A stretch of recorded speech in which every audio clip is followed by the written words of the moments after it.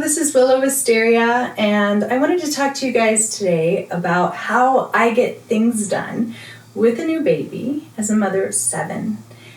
I have my newest addition here on me. This is Luca, and he is asleep, starting to stir, so he might wake up somewhere in the middle of this video. You can hear him kind of talking.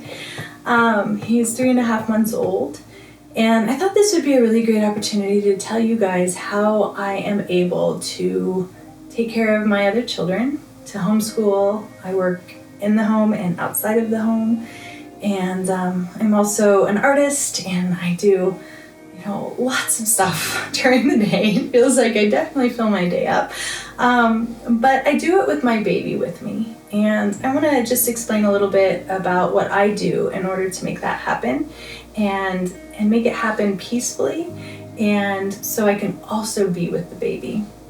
So a few little caveats here. First of all, babies are hardwired to want to be with their moms. That's just the way they are.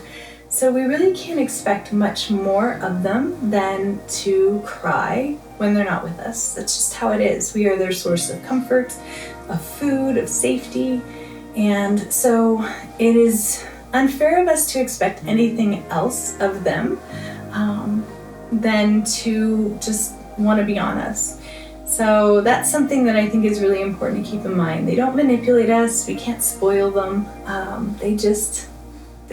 We are their world. They love us. They need us. So expectations, I feel like, are a really big part of being a new mother.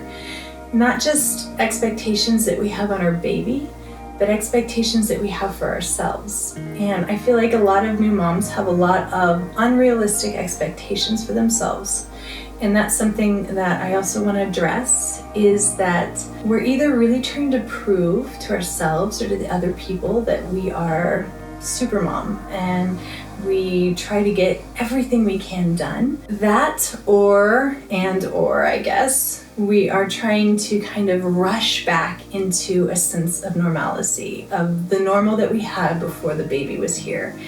And I will be the bearer of uncomfortable news here, and I'll tell you that after having 7 kids, there is no going back to a normal. What there is there's creating a new, beautiful normal, an even better normal. You're growing and you're evolving, but that takes patience, and that takes a certain amount of challenge and an organic trial and error, and it takes time. And so rushing to try to go back to a normal when you have a new baby is fighting an uphill battle. You're just setting yourself up for disappointment. So I really want to make that clear, that a lot of being a new mother is a mind game. It's a mental challenge of telling yourself to rest in the uncomfortableness of change, and know in your heart, though, that this change is going to evolve into something so incredible, so much better than it was. That being said, that leads me to my first point of getting things done when you have a new baby. And you need to have realistic expectations of yourself. You are not a bad mother, a bad wife, a bad woman if you are unable to get laundry done, dishes done, elaborate meals made, the house picked up. Nobody is expecting anything of you but to take care of the baby and to take care of yourself. People that love you will have realistic expectations, and those realistic expectations are literally you taking care of your baby and yourself. So how I look at it is any move in the right direction should be celebrated. And that means cleaning 1 cup, doing 1 load of laundry maybe every few days, picking up a towel in the bathroom and putting it in the dirty laundry hamper. That is a step in the right direction. If that's all you do all day, well, it is a step in the right direction. Be easy on yourself. Have realistic expectations. Babies need you. They need your attention. You need your own attention. You need to be focused on healing, on loving the baby. The rest of the stuff can wait. So please understand that nobody's expecting you to be Superwoman. Nobody is expecting anything more of you than to be happy and to love your baby and make sure that you're taken care of. So please keep that in mind. That kind of leads into the next suggestion, and that is for asking for help when you need it. And I say this kind of tentatively because not a lot of people have a support system there to help them. And, I'm talking about a support system like your partner or family close by, your friends. And if you do not have this kind of a support system, I'm very sorry. I wish I could come and help you. But there are a lot of women out there that don't have that. But if you do, something that I'd like to say is, first of all, a lot of women have a hard time asking for help. I know I do. I have a very hard time asking for help. I've gotten better over the years, but it is important to understand that asking for help does not make you seem weak or incapable or needy or any of those things. What it is it shows people that you do value who you are, you value the baby, and there are certain things that you need to get done and you'd like help. Something else that I think is really important to note too is that a lot of people don't know how to help and they need your direction. So if somebody hasn't asked, how can I help you? Or even if you have and you maybe expect them just to jump in and do the dishes or take the baby so you can use the restroom or something like that, just understand that they may not know how to help you. So, asking is very important. Asking and then saying, this is what I need help with. I work with a lot of new fathers, and I know that most of them that I've worked with have no idea what they can do to help their wives. And they feel lost and helpless because they know that the baby really just wants mom because she has the boobs and she knows what to do, and there's this instinctual connection there. And dads feel like they're kind of left out. So moms, tell them, hey, take the baby so I can take a bath or so I can use the restroom, or it's okay to ask for help, but it's also really important to be able to let people know what they can do to help you. My next suggestion is my best suggestion ever in terms of getting things done, and that is baby wearing. And if you're new to my channel, then you probably don't know that I have a multitude of baby wearing videos out. But please go back and look at some of my past videos on baby wearing. I'm a huge proponent, and there's a reason for that. I don't think I would be able to function, whether it was when I had my first child or now with my 7, without being able to baby wear. It is that important.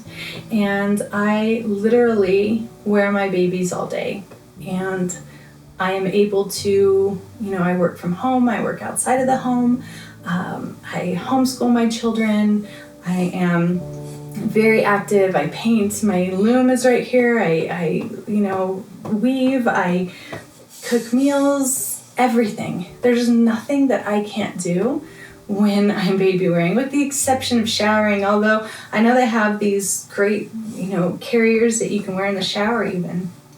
But baby wearing is incredible because not only are you able to get everything done hands-free. I mean, right now I'm wearing Luca, and I made lunch before this, and I was painting before this and doing laundry, and now I'm making a video. I mean, it is absolutely incredible. But you also get to be close to your baby. And like right now, I'm wearing him low. You can even tell that he's nursing. And after I'm done making this video, I'm going to go meet my family out at the park and play with my kids and push my little one on the swing, and I have him on me.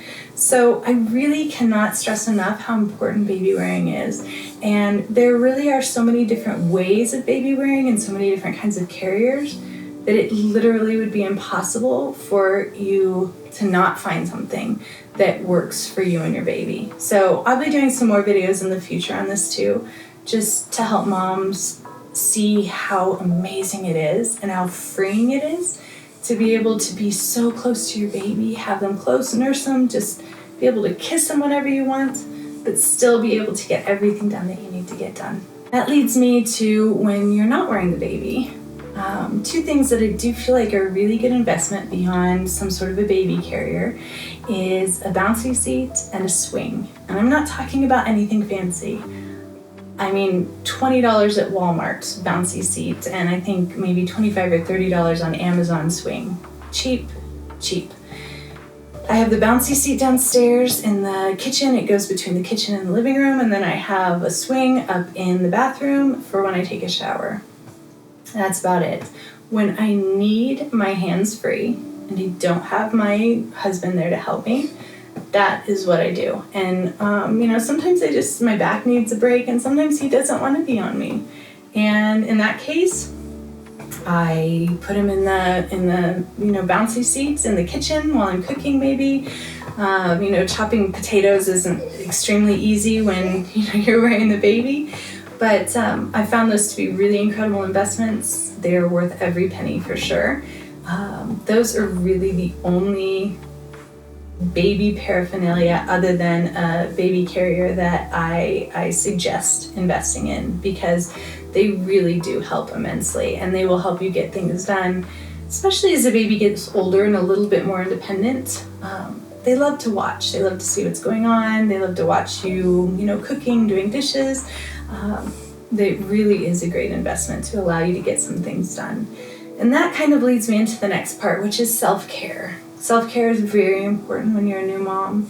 You need to take care of yourself. You need to kind of gain this new relationship with who you are, your new body, your new perspective and outlook on life has changed completely since you've had a baby. It's normal, and it's a good thing. But it takes some getting reacquainted with yourself, and self-care is the way that we do that.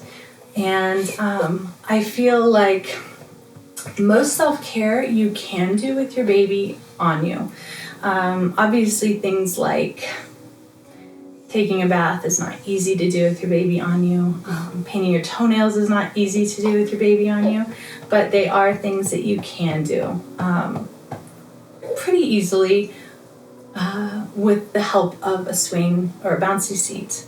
Now, I'm going to be doing a video on a review of a new bath seat that I found, and I wish I had had this throughout all of my babies when they were new, but it is a bath seat that I actually put in the bathtub with me when I take a bath, and it's relatively hands-free. I mean, I have to make sure he doesn't, fall over and into his own little bathtub, but it literally is a bathtub in a bathtub. And so even if they go to the bathroom, which I know a lot of you moms who maybe have multiple children know that new babies are really good. You put them right in the bathtub, and a lot of times they use the restroom. And so then you're not in that bathtub with them, but it gives you the space where they're sitting, they're in their own unit. So if they do use the restroom, you can just dump it out and put it, back in the bathtub with you. And but it allows you to shave your legs and relax a bit. And I know that Luca has used it since he was just a few days old, and he absolutely has loved it, and he still uses it all the time with me. And I get to have baths and put masks on my face, and it's wonderful. So self-care is very important. That leads me to exercise, which is part of self-care, and that also can be done with the baby. Calisthenics, yoga. I used to be a yoga instructor. I actually used to teach mom and baby yoga, and a lot of the moms either wore their babies or they held their babies and were able to do a multitude of different poses and exercises that help them regain back their core strength and be reacquainted with their bodies. It was really an amazing class that we used to do.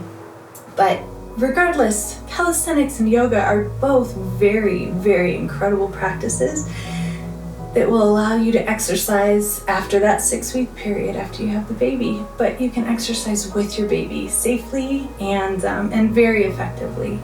So these are my best suggestions in getting things done when you are a new mom, and I hope this has helped you. I will be putting out some new videos that kind of delve a little bit deeper into some of these subjects, like Babywearing, and I'll do a review of that bath seat. But just be sure to give yourself that space to ease into your new normal. Know that nobody's expecting anything of you except to love that baby and take care of that baby, take care of yourself, and know that anything that you can do to move in the right direction should be celebrated. And be easy on yourself, be patient with yourself, and know that you will create a new normal, and you will eventually get back to getting things done once the baby becomes a little bit more independent and you grow into the new person that you're becoming as well. So thank you so much for your time, and until next time, be well. I started Woven Oak to offer my guidance and support remotely to women all over the world, with the intention of arming them with the tools, the confidence, and the knowledge to realize and trust their unique rhythm, innate intuition, and intrinsic happiness, both as a mother and independently. I offer these services via one-on-one guidance, a hypnotherapy library, and a variety of online courses. Utilizing my experience in hypnotherapy, cognitive behavioral therapy, herbalism, holistic health, and being a mother of 7, I specialize in helping women and mothers holistically align and fine-tune the ecosystem of their mind and body throughout all seasons of life.